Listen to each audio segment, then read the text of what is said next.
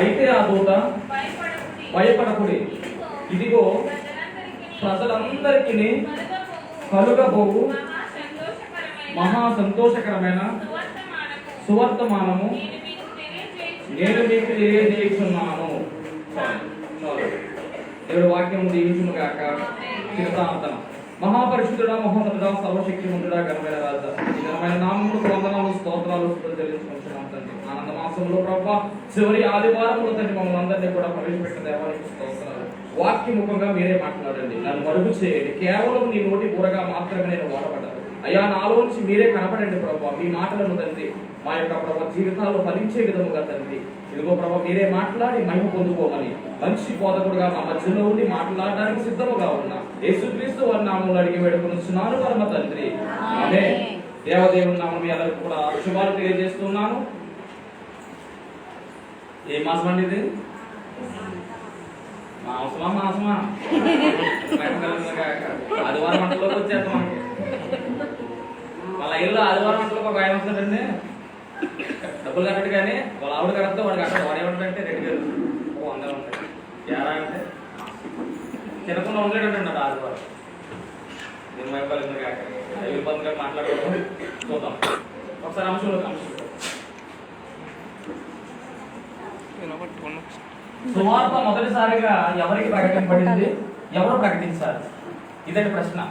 సువార్త మొదటిసారిగా ఎవరికి ప్రకటింపబడింది, ఎవరు ప్రకటించారు? ఎవరైనా చెప్పగలరా ఆన్సర్? మీరు చెప్పేస్తారు. ఎగ్జామ్ పెడితే అందరు ఆన్సర్లు మీరు రాసేస్తారు, అందరి పేపర్లు మీరు రాసేలాగా. ఆవిడ చెప్తున్నా మీకు తెలియట్లేదు అసలు. ఈవిడగా మీకనే కూడా తెలుసు మేము చెప్పట్లేదు అంతే. సువార్త మొదటిసారిగా ఎవరికి ప్రకటింపబడింది అంటే గొర్రెల కాపరులకు. ఎవరు ప్రకటించారు అంటే దేవుని దూత ప్రకటించింది. పేరు తెలుసా?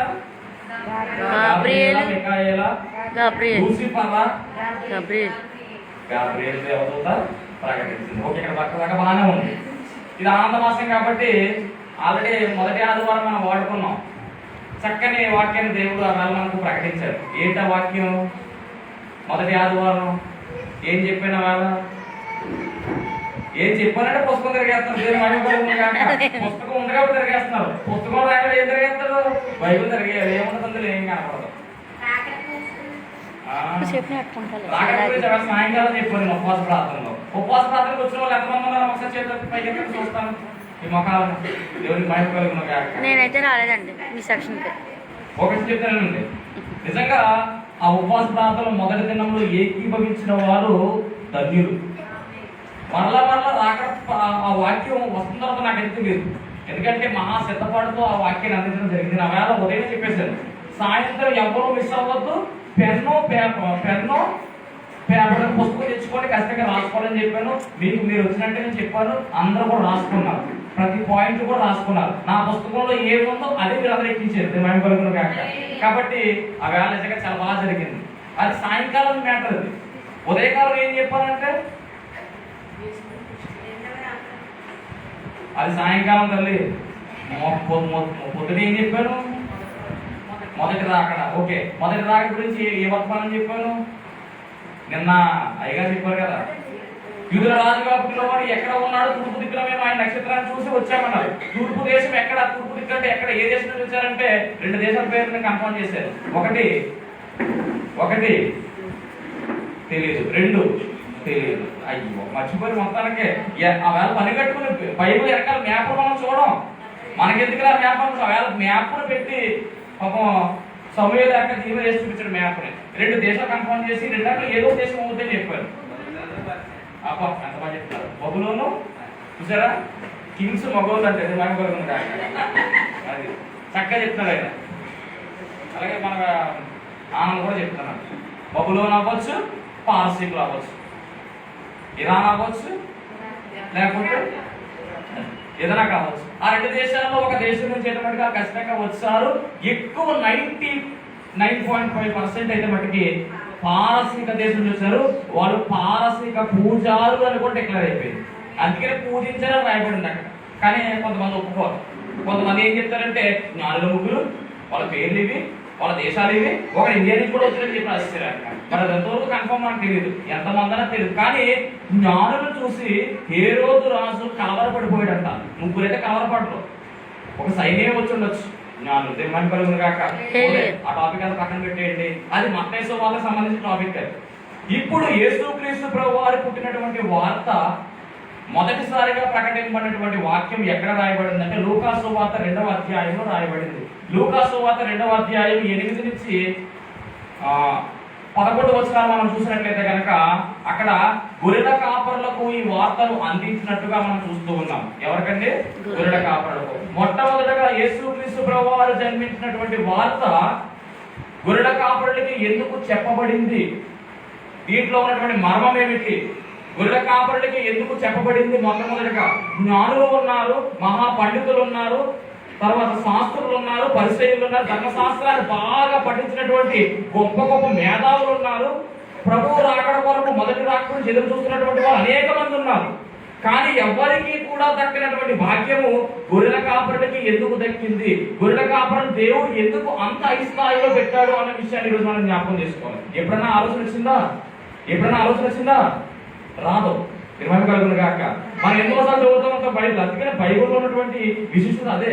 ఎన్నిసార్లు చెప్పినా కానీ కొత్తగానే ఉంటుంది. చెప్పే నాకు కొత్తగానే ఉంటుంది, వినే మీకు కూడా కొత్తగానే ఉంటుంది అనిపిస్తుంది. చెప్పిన తర్వాత అవును నిజంగా నాకు ఎప్పుడు ఇటువంటి ఆలోచన రాలేదేంటి అనిపిస్తూ ఉంటుంది. కాబట్టి మొట్టమొదటిగా సువార్త గొర్రెల కాపరులకి ఎందుకు ప్రకటించబడింది, ఎవరు ప్రకటించారు అనేటటువంటి అంశాలు మనం వెళ్తూ ఉన్నాం. ఒకసారి రెండు పిక్చర్ ఏమంటాం, ఎక్కువ ప్రశ్నలతోనే మెసేజ్ ముందుకు వెళ్తుంది, అన్ని ప్రశ్నలే ఉంటాయి. అది రెండవది, గొర్రెల కాపరులకి ఎందుకు చెప్పబడింది. ఇంకొక ప్రశ్న, రాత్రి వేళ మందను కాయుచున్న ఎవరు ఈ గొర్రెల కాపరులు? ఎక్కడైనా రాత్రి వేళ మందను కాస్తారా? ఆలోచించండి. మనం చాలా దూరం చూస్తూ ఉంటాం, గొర్రెలన్నీ తోలుకెళ్ళిపోయి రాత్రి కూడా ఏం చేస్తారంటే చుట్టూని ఏదో కంచికని కట్టేసి మనకి వెళ్ళిపోతూ ఉంటాయి. అవన్నీ కూడా ఏం చేస్తారంటే ఒక ప్లేస్ తీసుకెళ్ళిపోయిన తర్వాత చుట్టూ కంచికలు వేసేసి వాళ్ళు చక్క పడుకుంటారు. రాత్రిపూట ఎవరు కూడా గొర్రెలు ఏం చేయరు, కాయలు మేపరు కాక మాక్సిమం దూరం దగ్గర పడుకుని పోతారు. కానీ ఇక్కడ రాయబడిన మాట ఏంటంటే రాత్రి వేళ మందను కాయుచున్నటువంటి గొర్రెలు కాక పొలములో ఉండి రాత్రి వేళ తమ మందను కాయుచుండగా ప్రభుదూత వారి యొద్దకు వచ్చి నిలిచాను. అక్కడ ఇంకో మాట ఉంది, గొర్రెల కాపర్లు అంటే మొత్తం అందరూ కాదు. అందుకనే బెత్లెహేము గ్రామంలో ఉన్నటువంటి గొర్రెల కాపర్లు అందరూ కూడా అక్కడ రాయబడింది, కొందరికే రాయబడింది. చదవమాట, ఆ దేశంలో కొందరు గొర్రెల కాపరులు. దేవునికి మహిమ కలుగును గాక. నాకు నిజంగా భాస్కర్ రెడ్డి గారు చెప్తుంటే నాకు నిజంగా చాలా ఆనందం వేసింది. ఎందుకంటే నేను చెప్పినటువంటి టాపిక్ లో ఫస్ట్ చెప్పిన టాపిక్ మీకు ఎక్కదనుకున్నాను, కానీ చెప్పాలని చెప్పాను అంతే. కానీ చక్కగా గుర్తుపెట్టుకున్నారు కాబట్టి మీకు ఏ టాపిక్ చెప్పినా కానీ ఎక్కుతుంది. దేవుని మహిమ కలుగును గాక. కాబట్టి ఎక్కించచ్చు. దేవుని స్తోత్రం, హల్లెలూయా. ఓకే, ఇప్పుడు కొందరు గొర్రెల కాపరులని చెప్పబడిందట, అందరికీ అని రాయబడలేదు. ఇప్పుడు రాత్రి వేళ పొలములో ఉన్నటువంటి ఈ కొందరు గొర్రెల కాపరులు ఎవరు, వారికే ఈ సువార్త ఎందుకు ప్రకటించబడింది, దేవుడు వారికే ఈ వార్తను అందించడం ఎందుకు అనేటటువంటి అంశాన్ని మనము ధ్యానించవలసిన వారమైన. ఎందుకంటే ఇది సామాన్యమైన విషయం కాదు. యేసుక్రీస్తు ప్రభువారు పుడతారు అనేటువంటి విషయాన్ని 4000 సంవత్సరాలు 4000 సంవత్సరాలు కరెక్ట్ కాదు, 4004 సంవత్సరాల క్రితమే ప్రవచనాలు దేవుడు రిలీజ్ చేశాడు. మొట్టమొదటి ప్రవచనం మనం ఎప్పుడు చెప్పుకుంటానే ఉంటాం. ఆదికాండం 3వ అధ్యాయం 15వ వచనంలో దేవాది దేవుడే ఒక ప్రవచనాన్ని బయలుపరిచాడు. ఆయనే చెప్పాడు, రక్షకుడు రాబోతున్నాడు అన్న విషయాన్ని బయలుపరిచింది ఆయనే. ఎవరో తండ్రి దేవుడు. అక్కడి నుంచి ప్రతి మాట కూడా ప్రవక్తలకు అందించడం జరిగింది. ప్రతి ప్రవక్త కూడా రాసుకుంటా వస్తే ఇంచుమించు ఆదికాండం నుంచి మలాఖీ గ్రంథం 4వ అధ్యాయం వరకు 400 ప్రవచనాలు దేవుడు రిలీజ్ చేశాడు. రిలీజ్ చేసి ఆగిపోయాడు, ఇక మాట్లాడలేదు దేవుడు. ఎన్ని సంవత్సరాలు అంటే 400 సంవత్సరాలు దేవుడు మౌనం అయిపోయాడు. దాన్నే ఆ కాలాన్ని ఏమన్నారంటే నిశ్శబ్ద కాలం అన్నారు. నిశ్శబ్ద కాలం తర్వాత యేసుక్రీస్తు ప్రభువారు పుట్టడము, ఆ వార్త గొర్రెల కాపరులకు చేరడం జరిగింది. అంటే గొర్రెల కాపరులు ఎంత ధన్యులో మహిమ కలుగును గాక. ఒకసారి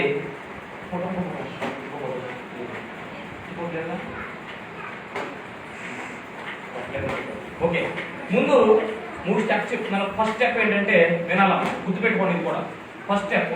రక్షకుడు పుడతాడు అనేటటువంటి వార్త ప్రవక్తలకు దేవుడు బయలుపరిచాడు. రక్షకుడు పుడతాడు అనేటటువంటి వార్త ప్రవక్తలకు దేవుడు బయలుపరిచాడు కాబట్టి వాళ్ళు రాశారు. రెండవ స్టెప్ ఏంటంటే రక్షకుడు పుట్టబోతున్నాడు లేదా పుట్టేస్తాడు అనేటటువంటి వార్త ఇద్దరికిద్దరికి బయలుపరిచాడు దేవుడు. ఎవరంటే ఒకటి మరియా, 2 యోసేపు. ఫస్ట్ ఏంటంటే పుడతాడు ప్రవక్తలకు బయలుపరిచాడు. రెండవది పుట్టేస్తాడు లేదా ఇక పుట్టబోతున్నాడు లేదా పుట్టేస్తాడని కూడా కరెక్ట్ ఉంటుంది మనకి. అది ఎవరికంటే మరియకు, యోసేపుకు. ఇప్పుడు ఫైనల్ గా ఏంటంటే పుట్టేశాడు, రక్షకుడు పుట్టేశాడు. ఈ వార్త గొర్రెల కాపరులకు మాత్రమే మొట్టమొదటిగా ప్రకటింపబడింది.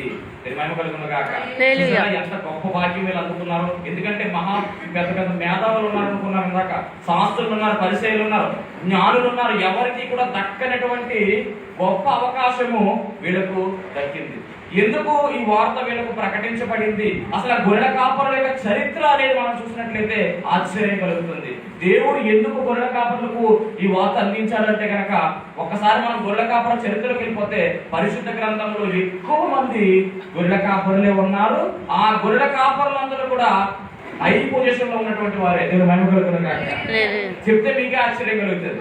ఎందుకు దేవుడు గొర్రెల కాపరిని ఎన్నిక చేసుకున్నాడు అంటే దేవుడు ఎన్నిక చేసుకునే దాని వెనక ఎంతో పెద్ద ప్రణాళిక ఉంటది.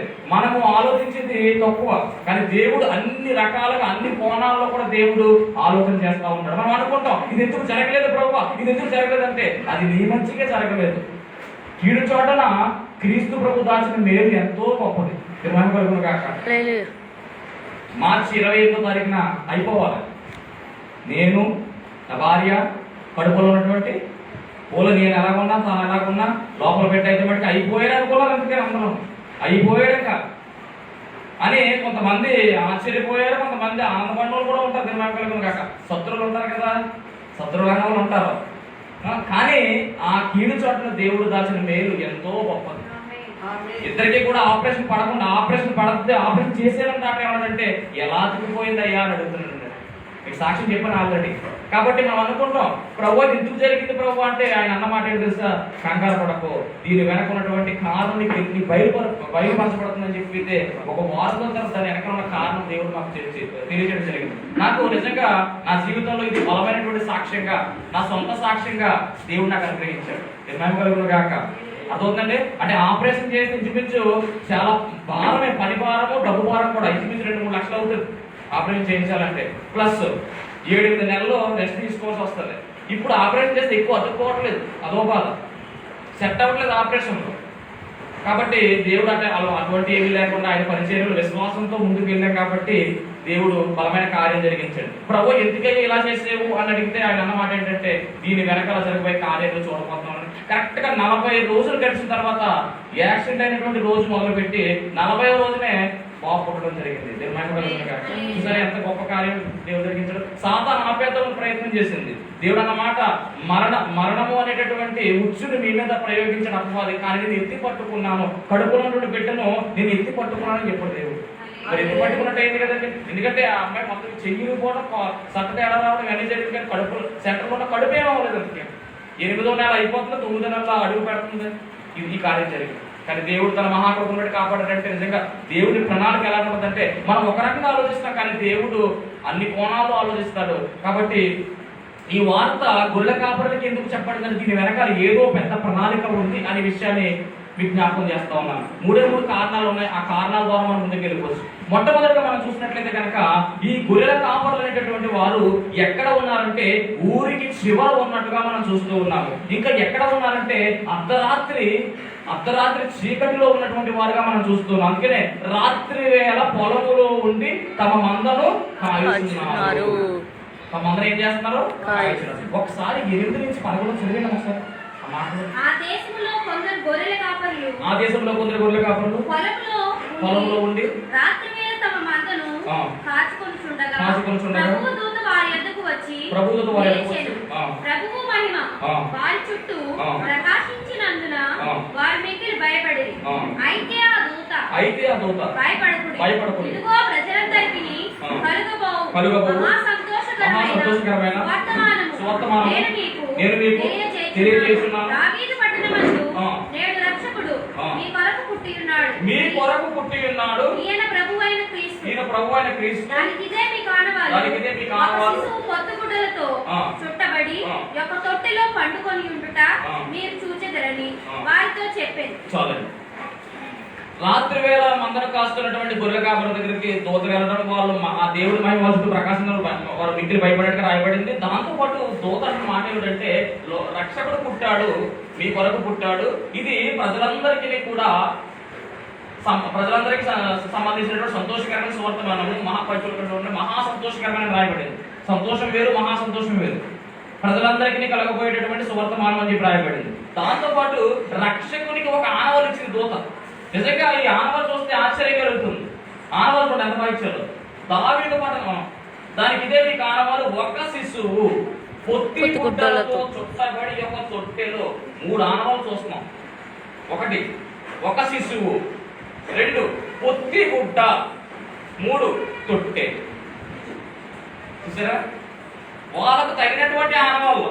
ఎందుకంటే వాళ్ళందరూ కూడా గొర్రెల కాపరులు కాబట్టి ఖచ్చితంగా తొట్టె అనేది ఉంటుంది వాళ్ళ దగ్గర, పొత్తి గుడ్డ ఉంటుంది. ఇంకోటి ఏంటి, శిశువు అంటే ఎలాగ పుట్టినోడు కాబట్టి అది ఇది ఆనవాళ్ళు. అదే మనమైతే ఏ ఆనవాళ్ళు ఇస్తాం? మనమైతే ఏ ఆనవాళ్ళు ఇస్తాం? ఫలానా వీధి, ఆ వీధి చివరిన పెద్ద వేప చెట్టు ఉంటుంది, అలా చెప్తాం కదా. మనం కూడా ఆనవాళ్ళు మన ఆనవాళ్ళు వేరేగా ఉంటాయి. కానీ ఇక్కడ ఇచ్చిన ఆనవాళ్ళు చూస్తే నిజంగా ఆశ్చర్యం కలుగుతుంది. పరిశుద్ధ గ్రంథంలో ఆనవాళ్ళు ఉన్నాయి, కానీ ఈ ఆనవాళ్ళు చూస్తే వాటికి నిజంగా ఆశ్చర్యమే. ఎందుకంటే ఒక శిశువు పొత్తి గుడ్డలతో చుట్టబడి, 3వది తొట్టెలో పండుకున్నట్టు మీరు చూపు చేదారు అని ఆనవాళ్ళు ఇచ్చింది. నేను మహిమ కలుగును కాక. అసలు గొర్రెల కాపర్లకి ఎందుకు ఇచ్చిందంటే, మొట్టమొదటిగా మనం చూస్తే గొర్రెల కాపర్లంట తృణీకరింపబడిన వారు. ఎవరండి? తృణీకరింపబడిన వారు. ఒక మాటలో చెప్పాలంటే హేయులు అని రాయబడింది.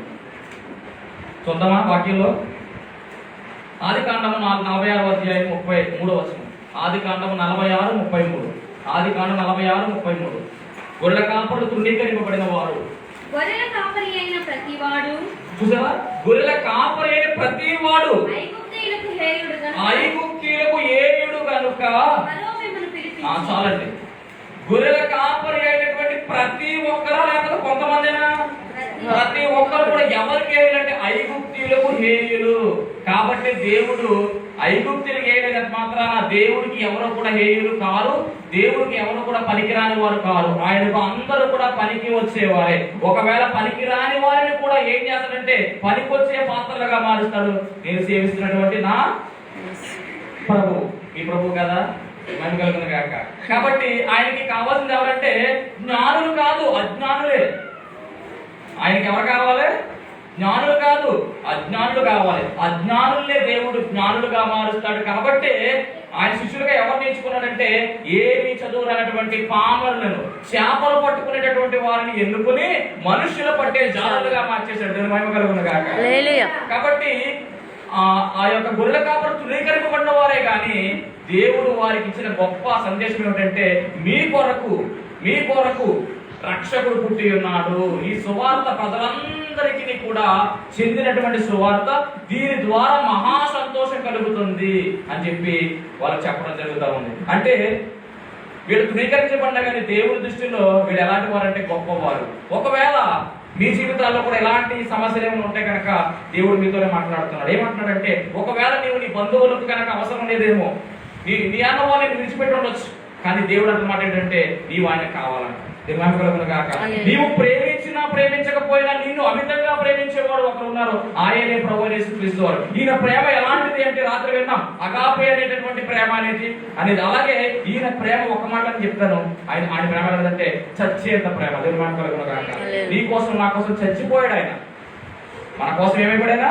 చనిపోయాడు. చచ్చేంత ప్రేమ ఎవరిది అంటే నిజమైన ప్రేమ యేసుక్రీస్తు ప్రభు వారిదే. ఈ ప్రేమ స్వార్థం లేని ప్రేమ, నిస్వార్థమైన ప్రేమ. ఈ ప్రేమ ఏది కూడా ఆశించదు. నీవు నల్లగా ఉన్నా, తెల్లగా ఉన్నా, పొడుగైనా, పొట్టైనా, లోవైనా, సన్నమైన ఏమైనా కానీ నిన్ను ప్రేమించాడు. నీ బాహ్య సౌందర్యం చూసి కాదు, నీ ఆంతరిక సౌందర్యాన్ని చూసి ఆయన మనల్ని ప్రేమించినట్టుగా, అలాగే మన కొరకు ఏమైనట్టు ఆయన బలి అయిపోయినట్టుగా, మన కొరకు తను తాను సమర్పించుకున్నట్టుగా, మన కొరకు తానే యజ్ఞ పశువుగా మారిపోయి, బలి పశువుగా మారిపోయి, మనం చేసినటువంటి తప్పులకు, మన చేసిన పాపాలకు మనకు బదులుగా ఆయన ఏమైపోయాడంటే శిక్షకు పాత్రుడుగా ఎంచబడి, తృణీకరింపబడి, వధింపబడి, చివరికి ఏమైపోయాడైనా చనిపోయి తిరిగి లేవడం జరిగింది. మరణాన్ని గెలిచి మరణములను విరిచి మనకు రావాల్సిన శిక్ష అంతా కూడా అనుభవించినటువంటి గొప్ప దేవుడు, మహోన్నతుడు, మహాప్రేమికుడు ఎవరంటే ప్రభువు అయిన యేసు క్రీస్తు వారు మాత్రమే. దేవుడికి మహిమ కలుగును గాక. చూసుకునే వాళ్ళు చాలా మంది ఉన్నారు. మహిమ కలుగును గాక. ఓకే, రెండవది, తృణీకరింపబడినా కానీ దేవుడు వాళ్ళు విడిచిపెట్టాలంటే విడిచిపెట్టలేదు. ఓకే, రెండవది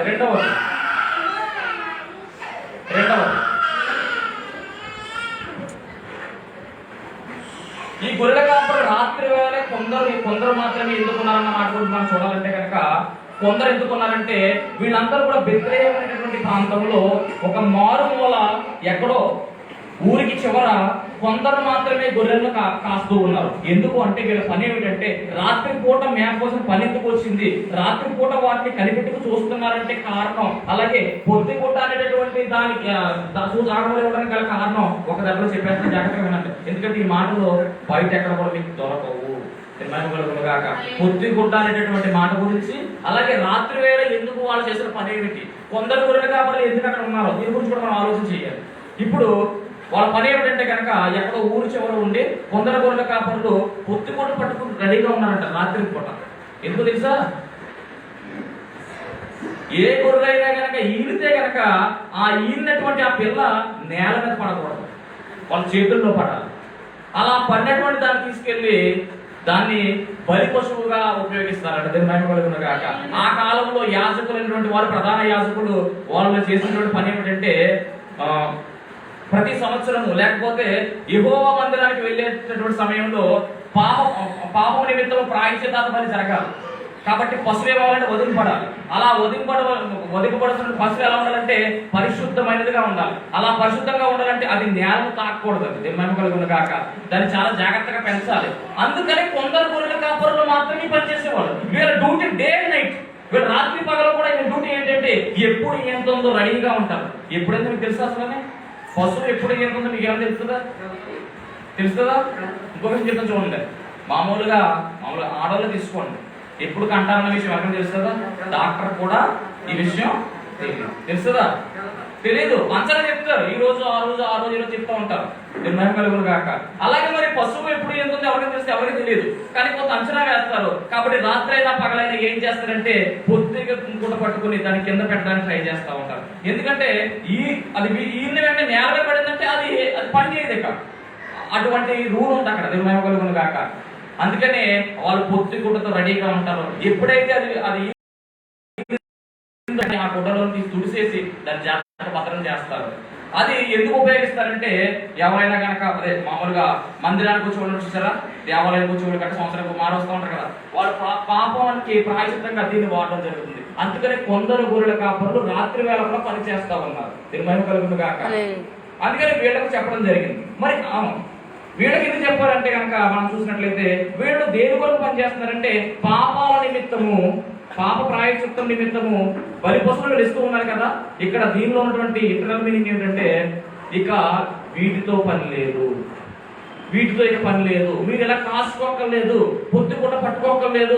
ఆల్రెడీ పొత్తిగుడ్డతో చుట్టబడినటువంటి ఒక ఆయన మీ కొరకు పుట్టి ఉన్నాడు, ఈయనే ప్రభువు అయిన క్రీస్తు. కాబట్టి దానికి ఇదే మీకు ఆనవాలని చెప్పి పొత్తిగుడ్డ ఆనవాళ్ళు ఇవ్వడం అదే కారణం. మహిమ కలుగును గాక.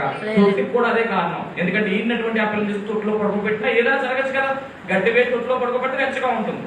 కాబట్టి ఈ ఆనవాళ్ళు ఇవ్వడానికి గల కారణం అదే. కొందరు గొర్రెల కాపరులకే చెప్పడానికి గల కారణం కూడా అదే. ఇక ఈ పశువులతో పని లేదు, ఈ గొర్రె పిల్లలతో పని లేదు. ఎందుకంటే లోక పాపమును మోసుకుని పోవలసిన దేవుని గొర్రె పిల్ల వచ్చి ఉన్నది. దేవుని మహిమ కలుగును గాక. అర్థమైందా? ఒకటి తృణీకరింపబడిన వారుగా ఉన్నారు కాబట్టి మొట్టమొదటిగా ఈ వార్త గొర్రెల కాపరులకు తెలియజేయబడింది. ఇంకోటి ఏమిటంటే రెండవ కారణం, పాప పరిహారం కోసం గొర్రెలను సిద్ధపరిచే వీరికి వాటితో పని లేదు అని చెప్పడానికి వాళ్లకు మాత్రమే ఈ వార్తను అందించడం జరిగింది. దేవునికి మహిమ కలుగును గాక. అందుకనే కొందరి గొర్రెల కాపరులకి రాయబడింది అక్కడ. ఇక మూడవ కారణం చెప్తూ ఉన్నాను. గొర్రెల కాపరులకే ఓకే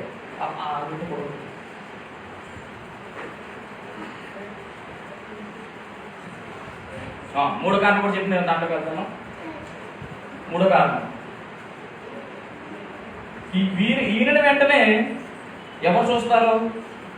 గొర్రె పిల్లను కాపరే చూడాలి. కాపరే చూస్తాడు, ఎందుకంటే కాపరే పట్టుకుంటాడు కాబట్టి.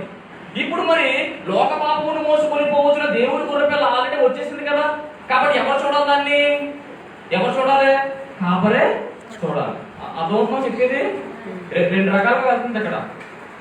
లోక పాపమును మోసుకొని పోవచ్చున దేవుని గొర్రె పిల్లగా పిలువబడ్డాడు కాబట్టి ఈ గొర్రె పిల్లని ఎవరు చూడాలంటే గొర్రెల కాపరులే చూడాలి. కాబట్టి వెళ్ళండి బాబు, చూడండి అని చెప్పడానికే ఈ వార్త వారికి చెప్పడం జరిగింది. అందుకని మొట్టమొదటిగా దర్శించింది ఎవరంటే గొర్రెల కాపరులే దర్శించారు.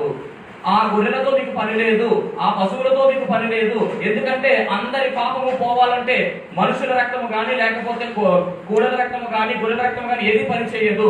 పరిశుద్ధమైనటువంటి కలంకం లేనటువంటి రక్తం చిందించాలి. అలా చిందించడానికి ఆ దేవుడే నరావతారిగా ఈ లోకంలోనికి వచ్చాడు. కాబట్టి వీటితో మీకు పని లేదు, మీరు వెళ్ళి చూడండి అని చెప్పడానికి ఈ వార్త ఎవరికి చెప్పారంటే గొర్రెల కాపరులకు చెప్పడం జరిగింది. దీని మహిమ కలుగును గాక. మీరు ఈ మాటను చెప్తారంటే యోహాన్ అంటారు ఒక సందర్భంలో, బాప్తిస్మం యోహాన్ ఏమంటారంటే యేసుక్రీస్తు ప్రభువు బాప్తిస్మం తీసుకున్నప్పుడు లోక పాపం మోసుకుని పోసిన దేవుని గొర్రె పిల్ల అని పిలవడం జరిగింది. ఇంకో విషయం, ఆయన శిలువ మరణానికి వెళ్తున్నప్పుడు చూడాలి, జాగ్రత్తగా చూడాలి. ప్రధాన యాజకులు గొర్రెను బలిచ్చినప్పుడంట అది లోపం ఉందా లేదా అని చెక్ చేసేది ఎవరంటే ప్రధాన యాజకుడు. గొర్రె పిల్లను జాగ్రత్తగా అందించేది ఎవరంటే గొర్రెల కాపరి. దాన్ని తీసుకుని చెక్ చేస్తాడు ప్రధాన యాజకుడు. చెక్ చేసి దీనిలో ఏ లోపం లేదు, దీన్ని బలవచ్చు అని డిసైడ్ అయ్యాక ఇస్తారు. యేసుక్రీస్తు ప్రభువు వారిని కూడా మధ్యలో నిలబెట్టి చెక్ చేశారంట.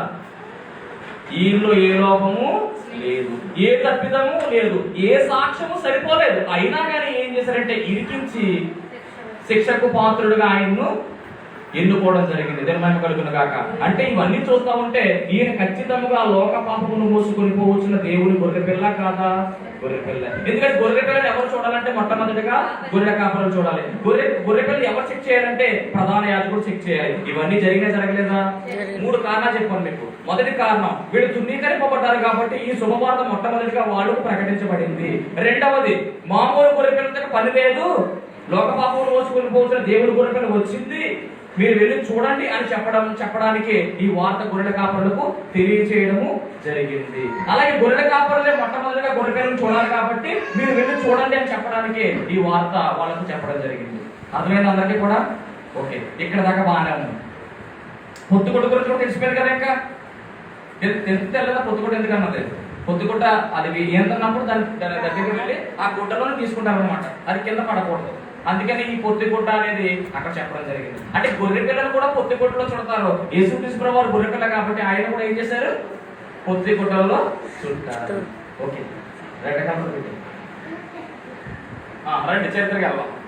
గొర్రెల కాపరులకి ఎందుకు చెప్పబడిందంటే ఇది రెండో మార్గం అన్నమాట. ఒక రూట్ ఏంటంటే వాళ్ళు ఏ విధంగా ఉన్నారు, వాళ్ళు అతి తక్కువ స్థానంలో ఉన్నారు, అందరి చేత వాళ్ళు ఏమన్నారు కానీ అందరి చేత వాళ్ళు ఏమయ్యారు? కాబట్టి వాళ్ళకి తెలియజేయబడింది. ఇది ఒక కాన్సెప్ట్. అసలైన కాన్సెప్ట్ ఇదండి. అసలైంది ఇది. ఎందుకంటే గొర్రెల కాపరుల యొక్క చరిత్ర చూస్తే నిజంగా ఆశ్చర్యం కలుగుతుంది. ఖచ్చితంగా వీళ్ళకి చెప్పాలి. వీళ్ళకి చెప్పకుండా ఈ వార్త వేరే వాళ్ళు చెప్పడం కుదరదు నా విషయంలో అయితే. దీని వైపు కాక. ఎందుకంటే ఆది కాండంలో 2 వృత్తులు మాట్లాడారు. ఫస్ట్ ఆది కాండంలో 2 వృత్తుల గురించి మాట్లాడారు. ఆదాము జన్మించడం జరిగింది. ఆదాముకు 2 పిల్లలు. ఎవరు? కయీను, హేబేలు. కయీను ఏం చేసేవాడు? అడిపోయింది. ఆదాము ఏం చేసేవాడు? అమ్మ బాగా చెప్పింది. శబాష్, నెంబర్ 1. ఈ ప్రైజ్ ఫస్ట్ ప్రైజ్ ఇస్తాం మీకు. ఆదాము గొర్రెల కాపరి. రైట్.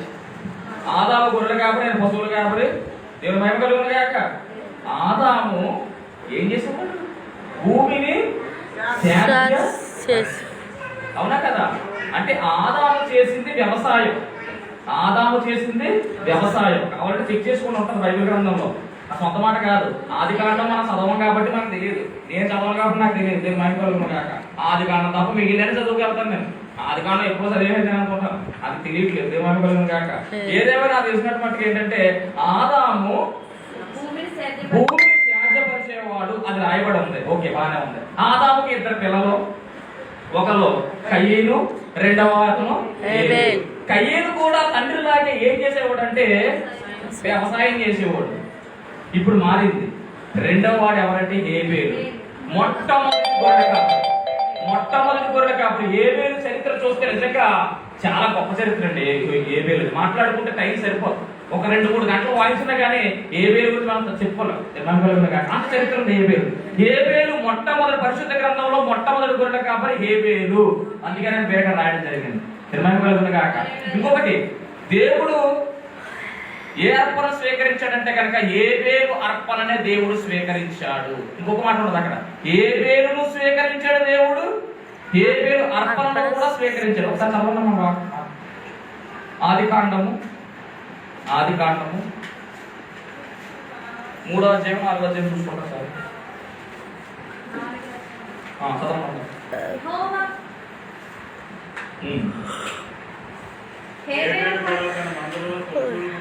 ఒకసారి 5వ వచనం చదివండి. తరువాత ఆమె అతని తమ్ముడు హేబేలును కనెను. హేబేలు గొర్రెల కాపరి, కయ్యీను భూమిని సేద్యపరచువాడు. విచిత్రం చూడండి. ముందు అన్నయ్య పుట్టాడు, అన్నయ్య పని ముందు రాయబడాలి. కానీ ఎవరి పని ముందు రాశారు అక్కడ? హేబేలు పని ముందు రాశారు. అక్కడ ఏమన్నా హేబేలు గొర్రెల కాపరి, కయ్యీను భూమిని సేద్యపరచువాడు. ఆ తర్వాత కొంతకాలమైన తర్వాత పొలము పంటలో కొంత యెహోవాకు అర్పణగా తెచ్చెను. హేబేలు కూడా తన మందలో తొలిచూలు పుట్టిన వాటిలో క్రొవ్విన వాటిని కొన్ని తెచ్చెను. యెహోవా హేబేలును అతని అర్పణను లక్ష్య పెట్టాను. చూసారా, అక్కడ ఆ మాట స్కిప్ చేస్తారు అందరూ కూడా. హేబేలు అర్పణ లక్ష్య పెట్టాలని చెప్తారు తప్ప హేబేలు లక్ష్య పెట్టాలి అంటే ముందు మన అర్పణ లక్ష్య పెట్టాలంటే ముందు నిన్ను లక్ష్య పెట్టాలి దేవుడు. నీ హృదయంలో కూడా పెట్టుకుని సమర్పించే ఉపయోగం ఉంటుందా? నీ హృదయంలో వేరే దాంట్లో చేసే పనులు ఒకటి, ఆలోచన ఒకటి అయితే కనుక అదేమన్నా సరిపోతుంటారా? ఇక్కడ కూర్చుంటారు, బాడీ మాత్రం ఎక్కడ ఉంటుంది, ఆలోచన ఎక్కడ ఉంటుంది అంటే బయట ఉంటుంది. కొంతమందికి మీరు కాదు, మీరు అందరూ మంచి వాళ్ళు, దేవుడు మహిమ కలుగును గాక. కొంతమంది అలా ఉంటారు అనమాట. అర్థమవుతండి. బాడీ ప్రజెంట్, మైండ్ ఏ బాగానే ఉంటుంది, దేవుడు మహిమ కలుగును గాక. కాబట్టి కొంతమంది అలా ఉంటారు. ఇక్కడ జరిగింది కూడా అదే. ముందు మన యొక్క స్థితి చూసుకోవాలి. మన ఉదయం నుండి దేవుడు ఉన్నాడే చూసుకున్న తర్వాత మన అర్పణ చూసుకోవాలి. ముందు దేవుడు నీ అర్పణ చూడడం, నీ స్థితి చూస్తాడు. నీవు ఏ స్థితిలో ఉండగా ఎలా చేస్తున్నావు అని చూస్తాడు. ఆ స్థితి కావాలి ఆయనకి. నీ అర్పణ ఆయన ఎందుకు? ఆయనకి ఎందుకు అసలు అని దేవుని కాక. ఆయనకి కావాల్సింది ఏంటంటే నీ హృదయం కావాలి, ఆయనకి నీ స్థితి కావాలి, నీ పరిస్థితి కావాలి. ఆయన ఎంత ప్రేమిస్తున్నావు అది చూస్తాడు తప్ప నీవు ఇచ్చేటటువంటి అర్పణ ఆయనకు అసలు అవసరమే లేదు చెప్పాలంటే ఒక మాటలో. ఎందుకంటే ఆయన పేదవాడా? ఆయన ధనికుడు? ఆయన పేదవాడంటారు? ఆయన సమస్తము ఆయనే, సమస్తము ఆయనే కలిగేసారు, సమస్తము ఆయనకి చెందిందే. ఇంకా ఆయనకి మనం ఏమి ఇచ్చింది ఏమన్నా అసలు చెప్పాలంటే. కాబట్టి ఇక్కడ హేబేలు యొక్క అర్పణ కన్నా ముందు హేబేలును దేవుడు అంగీకరించాడు, తర్వాత అతని అర్పణను అంగీకరించాడు. అలాగే కయ్యేను గురించి కూడా రాయబడి చూడ ఒకసారి కూడా. కయ్యేను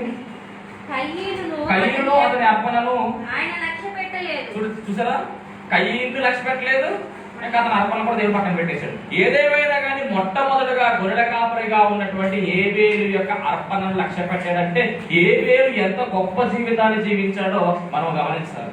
హేబేలు యొక్క జీవితాన్ని మనకు ఎక్కడ చూడొచ్చు అంటే ఏప్రిల్ రాసిన పత్రికలో నీతిమంతుల జాబితా అని చెప్పి ఒక పెద్ద స్ట్రక్చర్ ఉన్నారు. 11వ అధ్యాయంలో ప్రతి ఒక్కరి పేరు అందులో ఉండదు. ఆదాం పేరు అందులో ఉండదు, అహం పేరు అందులో ఉండదు. ఎందుకంటే వాళ్ళు నీతిమంతులుగా లేకుండా వెళ్ళిపోయారు మహిమలుగాక. కానీ మొట్టమొదటిగా నీతిమంతుల జాబితాలో పేరు ఉన్నది ఎవరిదంటే హేబేలుదే. అది విశ్వాసమును బట్టి హేబేలు కయ్యను కంటే శ్రేష్టమైన బలిని దేవుడికి అర్పించాడు. దేవుడు అతని అర్పణలను గూర్చి సాక్ష్యం ఇచ్చినప్పుడు అతడు ఆ విశ్వాసమును బట్టి నీతిమంతుడని సాక్ష్యము పొందెను. అంటే మొట్టమొదటిగా గొర్రెల కాపరిగా ఉన్న హేబేలు నీతిమంతుడు. మొదటి గొర్రెల కాపరి ఆయనే, దేవుడికి మొదటగా అర్పణ ఇచ్చింది ఆయనే, అర్పణ లక్ష్య పెట్టిన అర్పణ కూడా ఆయనదే. అలాగే మరొకటి ఏమిటంటే మొట్టమొదటి నీతిమంతుడు కూడా ఎవరంటే హేబేలు. అంటే గొర్రెల కాపరి కాపరుల్లోనే మొట్టమొదటి నీతిమంతుడు ఎవరంటే హేబేలు. చూసారా ఎంత గొప్ప విషయం ఇది. ఎప్పుడన్నా ఆలోచించే మాట ఏదో హేబేలు అనుకుంటా అలా వెళ్ళిపోతున్నారు కంటే. ఎందుకంటే ఆది కాండం పెద్ద డీల్ చేయం మనం ముందుకు వెళ్తా ఉంటాం. ఆది కాండం ఏం చేస్తూ ఉంటాం, ఎప్పుడు చదువుతూ ఉంటాం కదా అనుకుంటాం, కానీ ఎంత అర్థం ఉందో. మొదటి గొర్రెల కాపరి హేబేలు, మొదటి అర్పణ అర్పించింది హేబేలే. మొదటి నీతిమంతుడు ఎవరంటే హేబేలే. మొదటి విశ్వాసి ఎవరంటే, సరే ఎంత చరిత్ర. అందుకే 3 గంటలు పడుతుంది చెప్పి దీని గురించి కాక. ఇంకొక మాట ఉంటది, ఈయన రక్తం అంట మొరపెట్టిందంట. రక్తం మొరపెట్టింది కూడా అంటే మొరపెడుతుందంటే ప్రార్థన చేసింది. ఒక రకంగా చెప్పాలంటే ప్రార్థన ప్రారంభమైనటువంటి అధ్యాయం వేరే ఉంది, కానీ అందరికన్నా మొట్టమొదటిగా ప్రార్థించింది కూడా హేబేలు అనే విషయాన్ని ఇప్పుడే దేవుడు బయలుపరుస్తున్నాడు. ఇప్పుడే దేవుడు తెలియజేస్తా ఉన్నాడు. మొట్టమొదటిగా ప్రార్థించింది కూడా హేబేలే. ప్రార్థన ప్రారంభమైందని చెప్పేసి ఒక అధ్యాయం రాయబడింది, అది 4వ అధ్యాయం ఉంటుంది మేబీ. అది ఎనోషు కాలంలో ప్రార్థన ప్రారంభమైందని ఉంటుంది, కానీ వ్యక్తిగతంగా ప్రార్థించినటువంటి మొట్టమొదటి ప్రార్థనా పరుడు ఎవరంటే హేబేలు. అందుకనే నీతిమంతుడుగా ఎంచబడ్డాడు. అందుకనే విశ్వాస జాబితాలో పేరు రాయబడింది. మహా గొప్ప విశ్వాసిగా ఆయన ఉన్నాడు. ఆయన విశ్వాసమును బట్టి దేవుడు అతని అర్పణను లక్ష్య పెట్టాడు. అందుకనే ఇచ్చుటలో విశ్వాసం ఉండాలని చెప్పేసి దేవుడు వాక్యం సెలవిస్తా ఉంది. పుచ్చుకోవడంలో విశ్వాసం కాదు, అందుకనే కార్యాలు జరగాలని విశ్వాసం ఉంచుతాం మనం, అది కాదు. ఇవ్వడంలో కూడా విశ్వాసం ఉండాలి. దేవుడికి ఎంత శ్రేష్టమైనది నేను ఇవ్వగలుగుతున్నానో, ఈ అర్పణ ద్వారా దేవుడు ఎంత మహిమ పొందుకుంటాడు అని చెప్పి తెలియజేయడమే ఈ యొక్క హేబేలు యొక్క ఉద్దేశమైంది. కాబట్టి హేబేలు మొదటి గొర్రెల కాపరి, నెంబర్ 1 పర్సన్. దాంట్లో ఏ మాత్రం కూడా తిరగలేదు. అందుకనేమో మొట్టమొదటి సువార్త మానము ఎవరికి తెలియజేయబడిందంటే ఆ జాతిలో ఉన్నటువంటి గొర్రెల కాపరి. మీరేం కంగారు పడట్లేదు, మనం కూడా అయితే గొర్రెల కాపరులు అవ్వచ్చు, లేకపోతే 2 వృత్తులు. అందుకేనే పూర్వక 2 వృత్తులు, ఒకటి గొర్రెల కాపరులు, 2 99.5% అయితే మరి మన అందరూ కూడా ఏమవుతుంటే గొర్రెల కాపరులు ఎదురు మేము కలుగునే కాక. ఓకే, రెండవ యాకోబు కూడా చాలా మంచి గొర్రెల కాపరి, మామూలు గొర్రెల కాపరి కాదు. యాకోబు ఎవరండి? యాకోబు యేసుక్రీస్తు వారి యొక్క దేవుని స్తోత్రం. యాకోబు, ఆ యాకోబు పేరు యాకోబు. మన యాకోబు ఎవరంటే ఇస్సాకు యొక్క అన్నగారా, ఇస్సాకు యొక్క 2వ కుమారుడు యాకోబు. ప్రేయసి కోసము 14 సంవత్సరాలు శిక్షణ అనుభవించినటువంటి మహాప్రేమికుడు, దేవుని మహిమ కలుగును గాక. కొలువు చేశాడంటే ఏం చేశాడంటే కొలువు మేపాడు, మేపాడు 14 సంవత్సరాలు, 14 సంవత్సరాలు, మరొక 6 సంవత్సరాలు కూడా బోనస్ ఇచ్చాడు. మొత్తం 20 సంవత్సరాలు అండి నిజంగా గొర్రెలు మేపాడు, దేవుని మహిమ కలుగును గాక. కానీ నిజంగా దేవుడు ఎన్నుకున్నాడంటే, యాకోబు అంటే పేరైతే మోసగాడు, కానీ దేవుడు ఒక్క క్షణంలో యాకోబు జీవితం మారిపోయింది. దేవుని పట్టుకుని నన్ను దీవిస్తావా దీవించవా, నన్ను దీవిస్తావా దీవించవా అంటూ యాకోబు పట్టుబట్టాడంట ప్రార్థనలో. దేవుడు పట్టుకుంటూ దేవుడు ఏం చేశాడంటే, ఆ రాత్రి కాలమే దేవుడు అతన్ని, నీవు యాకోబుగా పిలవబడవు, మోసగాడుగా పిలవబడవు, నీవు ఇశ్రాయేలుగా పిలవబడతావు, నీ పేరు ఇశ్రాయేలు అనబడుతుంది, నీలో నుంచే జనాంగాన్ని నేను పుట్టిస్తాను, వారు నాకు స్వకీయ జనం అవుతారని చెప్పేసి బలమైనటువంటి వాగ్దానము ఎవరికి ఇచ్చాడంటే దేవుడు యాకోబుకి. అంతటి చరిత్ర యాకోబు. అంటే ఇప్పుడు ఇశ్రాయేలీయులు ఎక్కడి నుంచి పుట్టారంటే యాకోబులో నుంచి పుట్టారు. యాకోబులో ఉన్నటువంటి 12 గోత్రాలలో నుంచి ఒక గోత్రమైనటువంటి యూదా గోత్రములో నుంచి మన కొదమ సింహం బయటకు వచ్చింది. ఇది మామూలు కొదమ సింహం కాదు, గర్జిత సింహమైనటువంటి సాతానును ఎదిరించినటువంటి, సాతాను ఓడించినటువంటి కొదమ సింహం ఇది. ఆల్రెడీ ఒక సింహం ఉంది, అది ఏ సింహం? అది గర్జిత సింహం. అరిచే కుక్క ఏం చేయదు, దాని పని కూడా అదే. నిర్మాణం కాక తల చెత్తకుంటున్నటువంటి పాము తోకాడిస్తుంది, కానీ ఏర చేస్తుంది, అదే పరిస్థితి దాన్ని కూడా. దాని తలని ఏం చేసినట్టు దేవుడు యేసుక్రీస్తు వారు చిన్నగా దొక్కారు. ఆ వచనమే ఆది కాండం 3వ అధ్యాయం 15వ వచనంలో రాయబడినటువంటి మాట. సరే, ఎంత గొప్ప చరిత్ర ఉందో. అంటే మొట్టమొదటిగా హేబేలు నెంబర్ 1 గొర్రెల కాపరి, రెండవదిగా యాకోబు కూడా అలాంటి గొర్రెల కాపరే, 20 సంవత్సరాలు గొర్రెలను మేపాడు. అలాగే ఈ యాకోబులో నుంచి ఇశ్రాయేలు అనేటటువంటి జనాంగాన్ని దేవుడు ఏర్పాటు చేసుకుని, ఏర్పాటు జనాంగంగా దేవుడు వాళ్ళు నియమించుకుని, ఆ జనాంగంలో నుంచి లోక రక్షకుడైన యేసుక్రీస్తు వారు బయటకు రావడం జరిగింది. అంటే యేసయ్య బయటకు రావడానికి కూడా మూల విత్తనము, మూల వేదన ఎక్కడ ఉందంటే యాకోబులో ఉంది. మరి ఆయన దేవుడు విడిచిపెడతాడా? విడిచిపెట్టాడు. కాబట్టి గొర్రెల కాపరులకి ఈ వార్త బయలుపరచడం జరిగింది. చాలా విషయాలు బయటకు వస్తాయి ఈ 4 గంటల్లో. నేను కాక మీరు నిజంగా చేసేది మటుకి వీరు ఉండకపోవచ్చు, పెట్టేదన్నీ లేదు. ఓకే, తర్వాత మూడవది ఎవరు? మోషే. ఎన్ని సంవత్సరాలు నేర్పాడు గొర్రెల్ని? అబ్బా, 40 సంవత్సరాలు. అంటే 40 అనేది చాలా ఇంపార్టెంట్. బైబిల్ గ్రంథంలో చాలా వాటికి ఉపయోగించారు. 40 సంవత్సరాలు యేసుక్రీస్తు ప్రభువు ఉపవాసం చేశారు. 40 సంవత్సరాలు మోషే కొండ మీద ఉపవాసం ఉండి ధర్మశాస్త్రాన్ని అందుకున్నాడు. 40 సంవత్సరాలు ఏలియా ప్రయాణం చేశాడు, ఉపవాసంతో ప్రయాణం చేశాడు, పరలోకానికి ఆరోహణం అయిపోయాడు. ఇలా 40 గురించి మాట్లాడితే చాలా చరిత్ర ఉంది, కలుగును గాక. కాబట్టి ఈయన 40 సంవత్సరాలు నేర్పాడు. యాకోబు గారు ఎన్ని సంవత్సరాలు? యాకోబు 20, ఈయన 40 సంవత్సరాలు ఫరో కుమార్తె దగ్గర, 40 సంవత్సరాలు గొర్రెల మేపడం, 40 సంవత్సరాలు ఎన్ని బతికాడు? 120. చూపు మందగల్ల, జవసత్వం తగ్గల. చచ్చేటప్పుడు కూడా అలాగే ఉన్నాడు అంట. ఎంత గొప్ప చరిత్ర అండి. 40 చేశాడు. ఏదేమైనా 40 సంవత్సరాలు అయితే మటుకి ఏం చేశాడంటే ఆయన గొర్రెలను మేపాడు. మరి ఇంత చరిత్ర ఉంది. అలాగే మోషే ద్వారా దేవుడు ఇక్కడ ఏమో జనాంగాన్ని ఏర్పాటు చేసుకున్నాడు. ఏర్పాటు చేసుకున్న జనాంగాన్ని మోషే నాయకత్వంలో నడిపించాడు. సరే, ఎంత నింపాడు దేవుడు? ఏర్పాటు చేసుకున్న జనాంగం ఏమో ఇక్కడ నుంచి ఏర్పాటు చేసుకున్నాడు, ఇశ్రాయేలు. ఈ ఇశ్రాయేలు జనాంగాన్ని వృద్ధి చేసి 430 సంవత్సరాల తర్వాత బానిసత్వం నుంచి బయటకు తీసుకురావడానికి ఈ మోషే గారిని దేవుడు ఏర్పాటు చేసుకున్నాడు. అప్పుడు దాకా 40 సంవత్సరాలు మోషే ఏం చేశాడంటే గొర్రెలను మేపుతా ఉన్నాడు. మేపి కాపాడుతున్నటువంటి ఈ మోషే ఒక్కసారిగా దేవుడు ఇంచుమించు 20 లక్షల చిల్లరే ఉంది. అంత జనాంగాన్ని ఒకే ఒకడు మోషే ఆయన నాయకత్వంలో నడిపించడానికి దేవుడు మోషేని ఎన్నుకున్నాడు. ఈ మోషే యొక్క వృత్తి ఏమిటంటే గొర్రెల కాపరి. మరి ఇంత చరిత్ర ఉన్నటువంటి గొర్రెల కాపరి కాబట్టి ఖచ్చితంగా వేరే జాతిలో ఉన్నటువంటి గొర్రెల కాపరులకు లోక రక్షకుని యొక్క వార్త ఖచ్చితంగా ఏం చేయాలి? తెలియజేయాలి. ఎందుకంటే మన అధికారం పైన ఉంది కదా. మొట్టమొదటిగా ఏబేలు గారు ఉన్నారు, నెంబర్ 1 గొర్రెల కాపరి, నీతిమంతుడు. రెండవది యాకోబు. అదే అయితే మనం మర్చిపోయాం. యాకోబు నీతిమంతుడే కాదా? నీతిమంతుడా కాదని మనకు తెలియాలంటే హెబ్రీయుల పత్రిక 11వ అధ్యాయం తీస్తే ఒకసారి తెలిసిపోతుంది. 11:21 రాయబడిన మాట. 11:21 విశ్వాసమును బట్టి యాకోబు అవసాన కాలమందు వద్దులేండి, అవసరం లేదు. ఎందుకంటే పేరు అల్లుడు వచ్చేసింది. విశ్వాసమును బట్టి అంటే సరిపోతుంది మనకి. యాకోబు అంట విశ్వాసమును బట్టి అవసాన కాలమందు.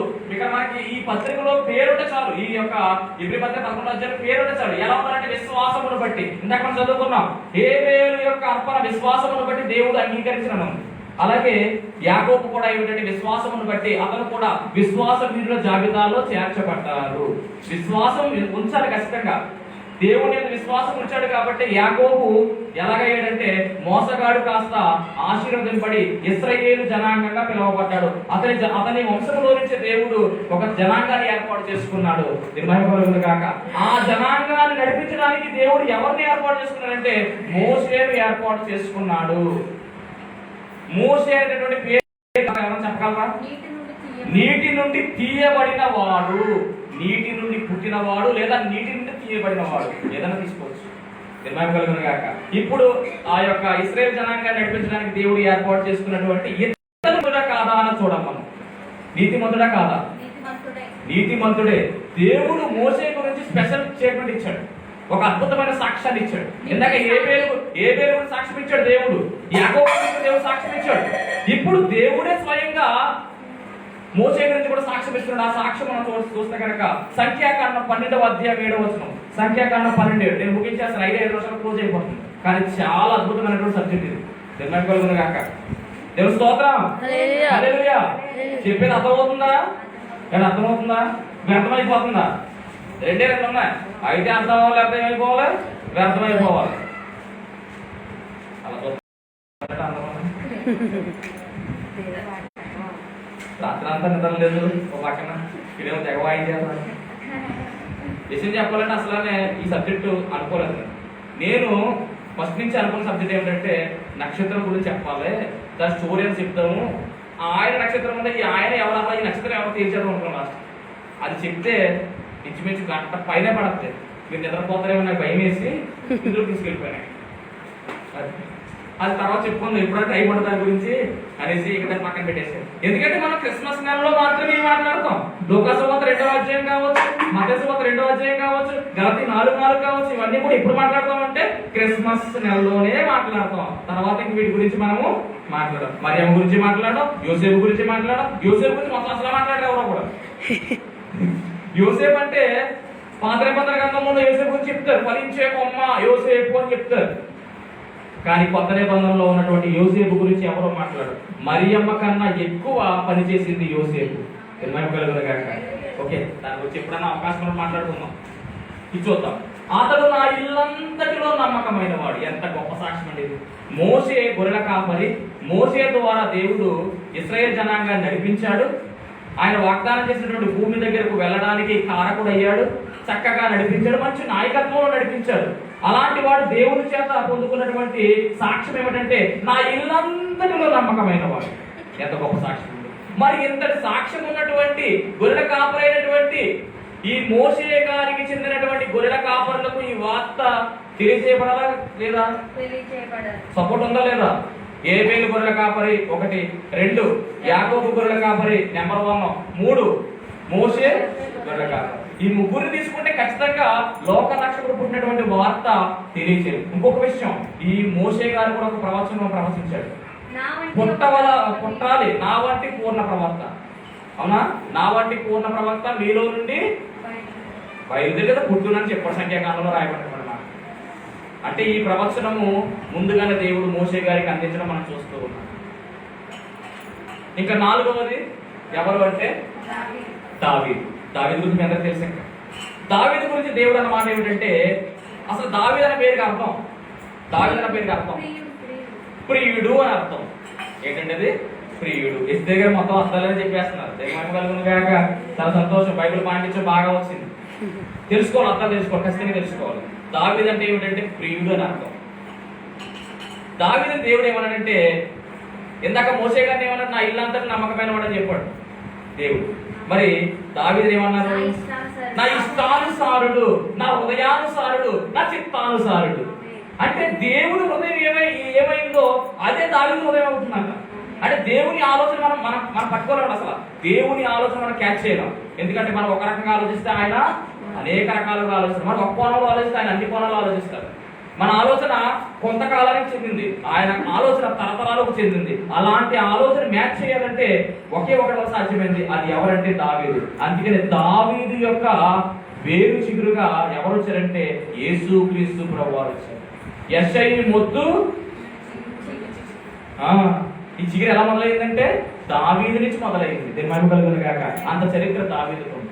ఆ టాపిక్ అయితే చాలా వెళ్ళిపోతుంది కాబట్టి దానికి బయట వద్దాం. దావీదు దేవుడు ఏమంటాడంటే ఇష్టానుసారుడు లేదా చిత్తానుసారుడు అంటున్నాడు. అంటే నా చిత్తాన్ని చేసినటువంటి వాడు దావీదు. అందుకనే గొర్రెల కాపరి కాస్త ఏమైపోయాడంటే ఇంకొక విషయం, వాళ్ళ ఫ్యామిలీలో మొత్తం 8 మంది కొడుకుల్లో ఇతను చివరి వాడు. మిగిలిన వాళ్ళందరూ కూడా గొర్రెలు కాసారా అంటే ఎవ్వరూ కాసేవారు కాదు.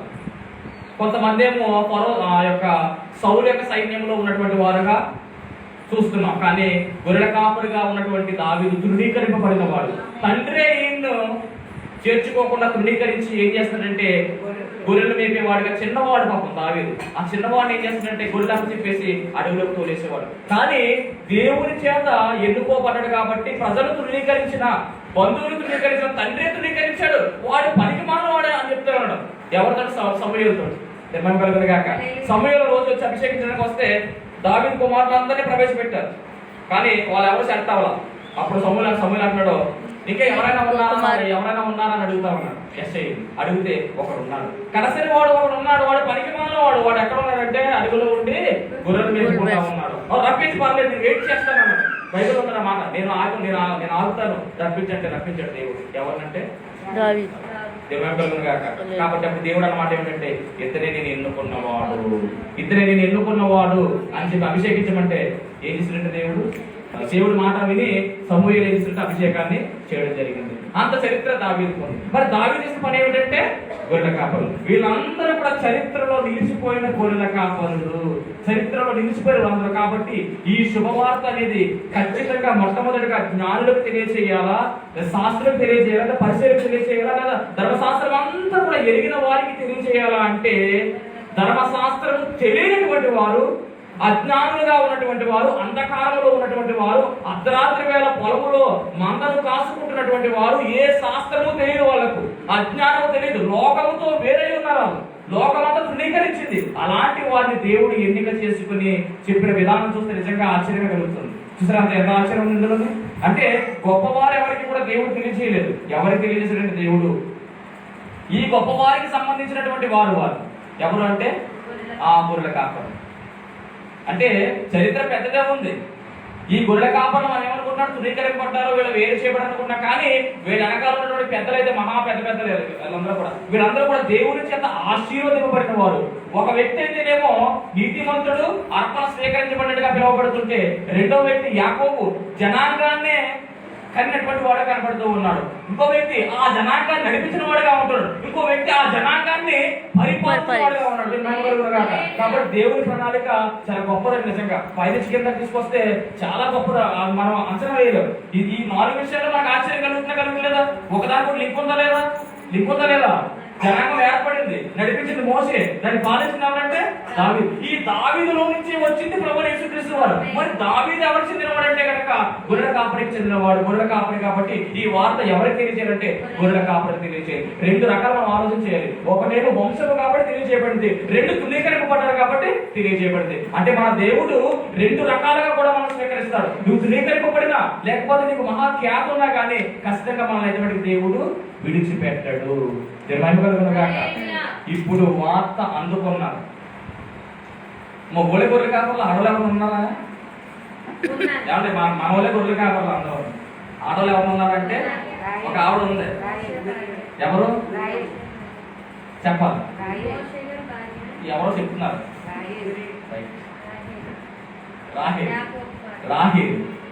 రాహేలు కూడా గొర్రెల కాపరి. రాహేలు అనేటువంటి మాటకు గొర్రె అని అర్థము, గొర్రె పిల్ల అని అర్థం. 2 అర్థాలు వచ్చినాయి. గొర్రె, అందుకే గొర్రెల కాపరి. ఆమె కూడా గొర్రెలు మేపింది. రాహేలు కూడా ఏం చేసింది? గొర్రెలు మేపింది. ఆది కాలం చదివితే ఆదిలో ఉన్న విషయాలు తెలుస్తుంది. ఆదిలో ఉన్న విషయాలు మనకెందుకు వదిలేస్తాం కాబట్టి చదవం. ఆ చదువుతారని చెప్పి ప్రణాళిక ఏర్పాటు చేసాం. మరి ఎంతమంది తీసుకున్నారు? దేవుని స్తోత్రం. ఎంతమంది దగ్గర ఉన్నాయి ప్రణాళిక? ఎంతమంది దగ్గర ఉన్నాయి? బైబిల్ సంవత్సరంలో పూజ చేసే ప్రణాళికలు ఎంతమంది దగ్గర ఉన్నాయి? తీసుకోలేదా? జనవరి 1వ తారీఖున అడుగుతారు. మరి దేవుడి చిత్తం అయితే 31 నైట్ కూడా రావచ్చు. రావాలండి బాబు. దేవుడికి స్తోత్రం.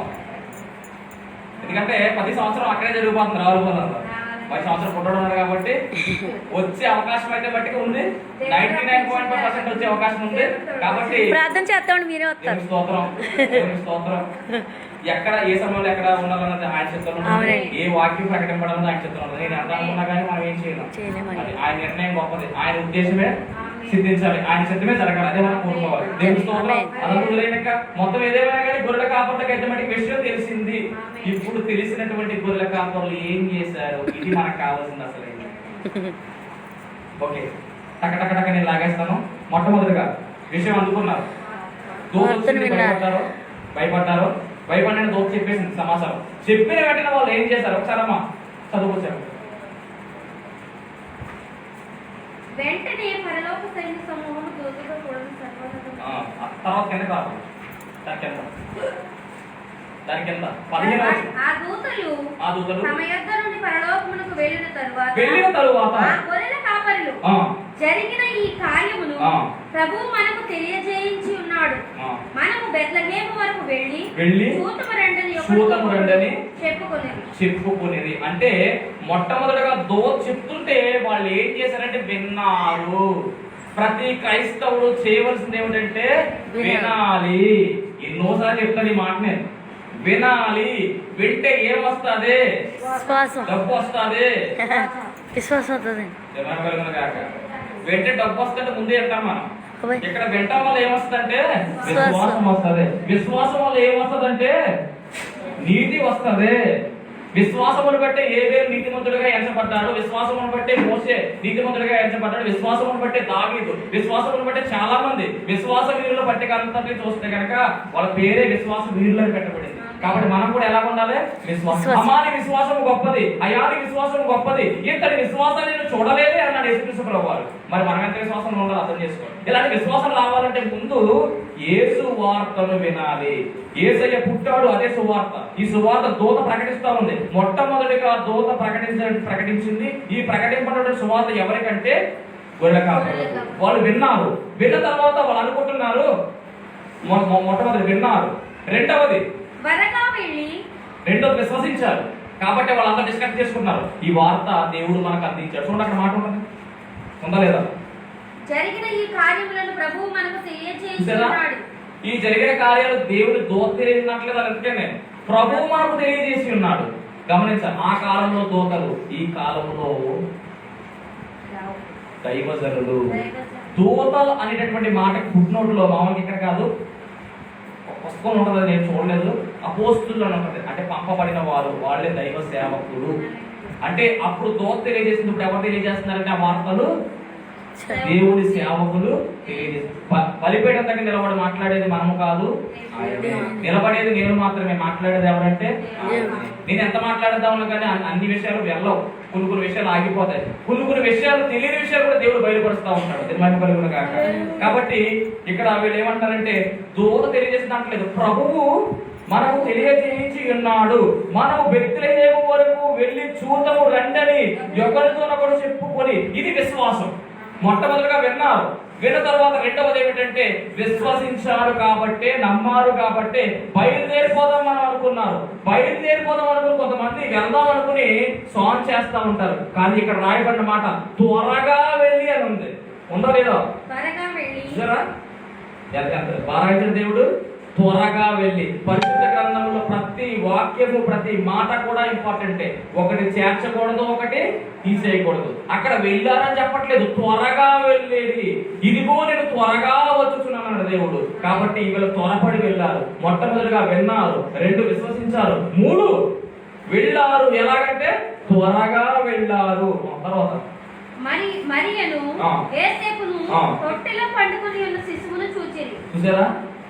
చూసారా చూడలేదా?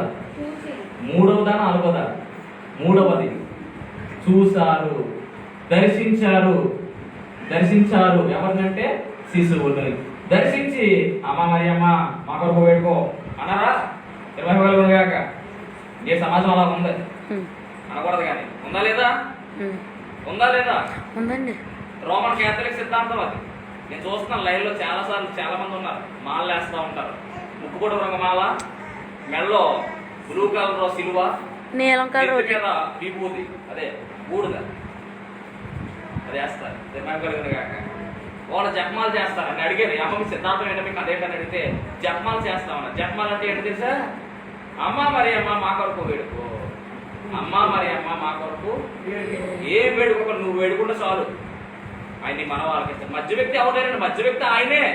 ప్రభువుకి మనకి మధ్య వ్యక్తి అంటే దేవదేవునికి తండ్రికి మనకు మధ్య వ్యక్తి ఎవరంటే యేసుక్రీస్తు ప్రభువారు. వేడుకోవాల్సింది ఎవరంటే ఆయన వేడుకుంటాడు, మనం ఆయన వేడుకోవాలి. ఇంకా మళ్ళీ మధ్యలో వ్యక్తులు ఎందుకంటే అవసరం లేదు. దిమాండ్ కలుగును కాక. ఇక స్పష్టంగా ఉంది.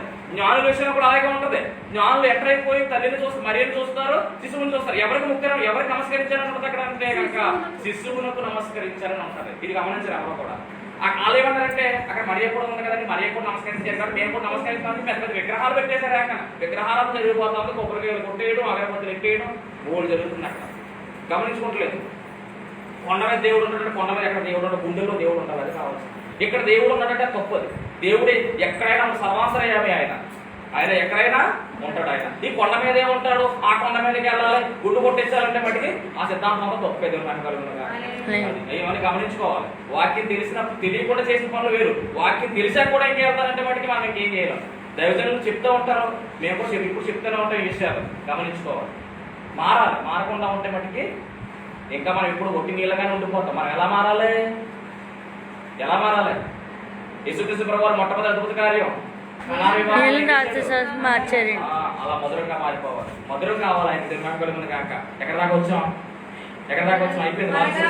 త్వరగా వెళ్ళి శిశువుని మరియను చూచిరి. అంతే, గుర్తుపెట్టుకోండి. అంతే. ఎవరు చూశారంటే యేసుక్రీస్తు ప్రభువు. అంటే దర్శనాన్ని పొందుకోవాలి. మనం కూడా ఆయన చూసేవారిగా ఉండాలి. ఆయన మనం ఏం చేయాలి? చూసేవారిగా ఉండాలి. మొట్టమొదటిగా విన్నారు, 2 విశ్వసించారు, 3 వచ్చారు, 4 చూశారు, 5 కూడా ఉంది. ఇందులో ఉంది 5. వారు చూచి శిశువును కూర్చి తమతో చెప్పబడిన మాటలు ప్రచురణ చేసిరి. ఇదంటే అసలైన మాట. చూసిన తర్వాత దూత ఏం చెప్పిందో మొత్తం అంతా కూడా ప్రచురణ చేశారు. అంటే ప్రకటించారు. ఏం చేశారండి? ప్రకటించారు. మనం వింటాం, మన వరకు అంతే. ఇంటికి వెళ్ళి ఇంకేం మాట్లాడడం. ముసలం ముచ్చట్లు చెప్తాం, ఎన్నో చెప్తాం. ముసలం ముచ్చట్లు అరుగులేమో ఏమైపోతాయంటే అరిగిపోతాయి, చీరలు చిరిగిపోతాయి. చీరలు చిరిగిపోయినా, అరుగులు అరిగిపోయినా మన పని మారదు. మనం కాదండి బయట ఉండవు. మీరందరూ మంచివాళ్ళు. వదిలి గారు అలాగా, అది అలాగా, ఇది ఎలాగా, ఇదే మాట.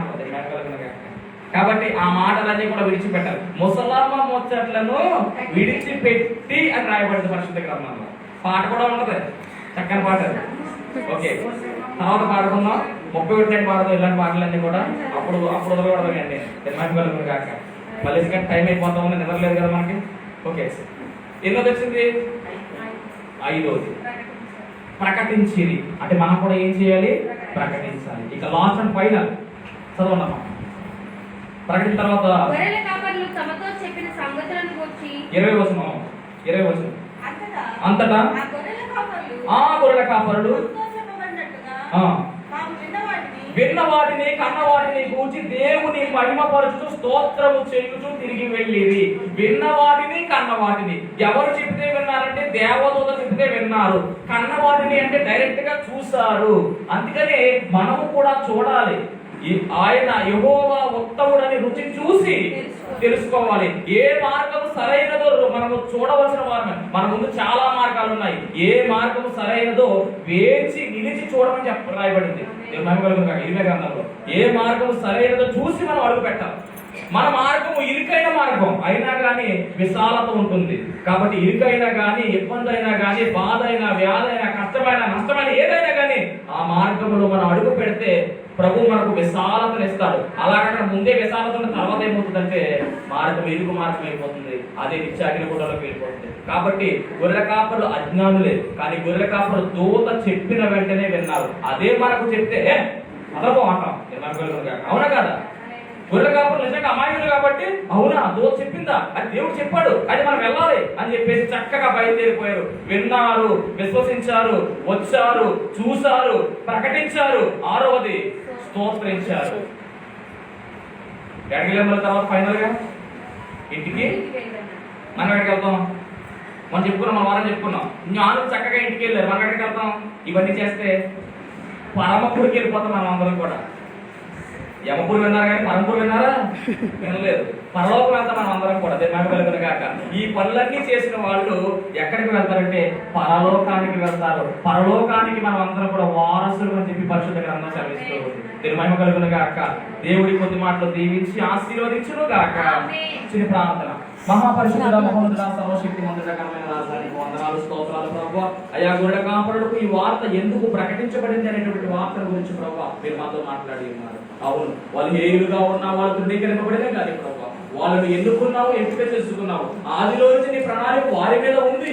ఇదిగో తండ్రి, మరి అతి ప్రణాళికలు సిద్ధింపచేసి వాళ్ళకు ఈ శుభవర్తమానములు తండ్రి ఆ కొందరి గొర్రెల కాపరులకి అందించి ఇది అందరికీ చెందిన వార్త అని ప్రభువా మీరు బయలుపరిచిన విధానం బట్టి నీకు వందనాలు. అవును, మేము ఒక రకంగా ఆలోచిస్తే నీవు ప్రభువా అనేక రకాలుగా ఆలోచన చేసి నీ చిత్తాన్ని ప్రభావ జరిగించిన దేవానికి స్తోత్రాలు. మాతో విపులముగా మాట్లాడిన దేవానికి వందనాలు. ఆ గొర్రెల కాపరులు ఏ విధంగా విన్నవాడుగా ఉన్నారో, విన్నవాటిని ఏ విధంగా ప్రచురించి నీ నామాన్ని గణపరుస్తూ మహిమపరుస్తూ స్తోత్రించారో, అలాగే నేను కూడా తండ్రి నీ నామాన్ని గణపరుస్తూ స్తుతిస్తూ తండ్రి నీ యొక్క పరలోక రాజ్యంలోనికి చేరే గొప్ప ధన్యతను మాకు అనుగ్రహించమని, ఎగిరి వేగమెక్కి అంతస్తు మాకు దయచేయమని, విన్న ప్రతి మాట కూడా హృదయమనే పలక మీద ప్రభావాన్ని ముద్రము చేసి భద్రపరచుకునే కృప దయచేయమని, మమ్మల్ని దీవించి ఆశీర్వదించమని, మా కొరకు త్వరగా రానైన యేసు క్రీస్తు వారి నామములో అడిగి వేడుకొనుచున్నాను పరమ తండ్రి. అందరికీ కూడా వందనాలు. సమయం దైవజన